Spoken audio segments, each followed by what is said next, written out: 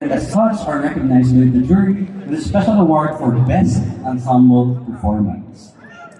Now, presenting the award are these people na siguro nung kung kabataan nila, nagtayo rin sila ng sarili nilang K-pop group. But let me introduce to you a member of the Cinemalaya 19 Best Ensemble doing the magiting. Here's Joel Saracho.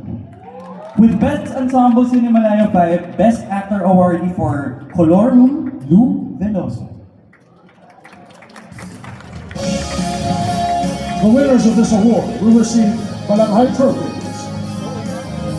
Magandang gabi po. Hindi po ito Best Senior Performer. Hindi. Best Ensemble Performance, full-length feature category. Kaya nito.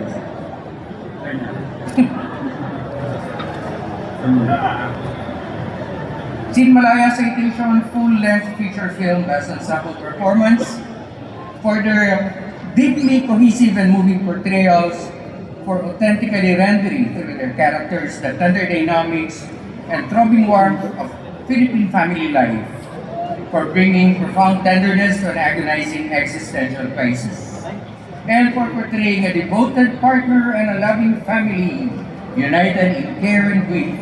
As they stand by their terribly sick loved ones. This special award for Best Ensemble Performance goes to the cast of Tayo Lang Ang Nakakaalam.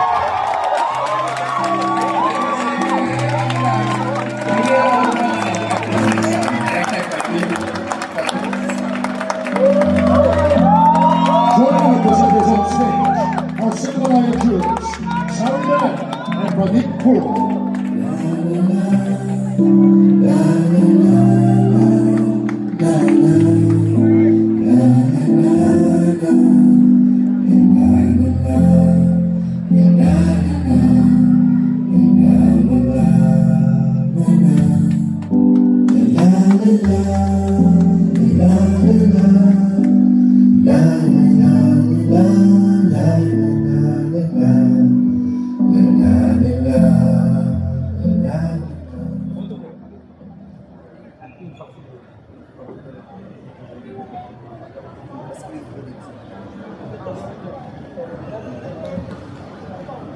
Marami kami gusto pasalamatan pa kasama yung mga ninuno namin.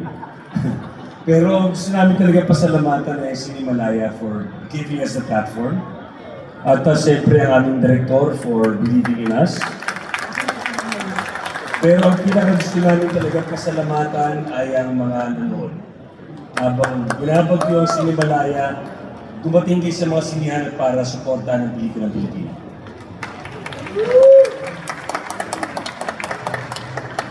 Kaya po na sinabi ni Epi, maraming salamat po sa mga nag-brave, nagbaha ng ulan, at tumatangkilik pa rin sa pelikulang Pilipino. Maraming salamat, Direk Dave. Naitawid natin ito.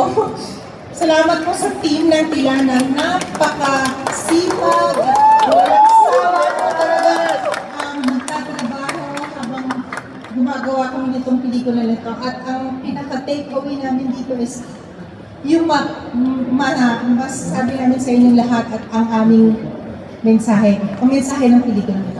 Thank you so much. Direk Dave. Thank you. Direk, thank you para sa atin to. And of course, Kyle, yung casting, nag-cast namin na si Kyle. Thank you, and sa ating isa't isa, alam kong pinaghirapan natin to. So, dito isa. I want to say thank you to the people behind me for being my family during this film. Thank you to everyone who watched.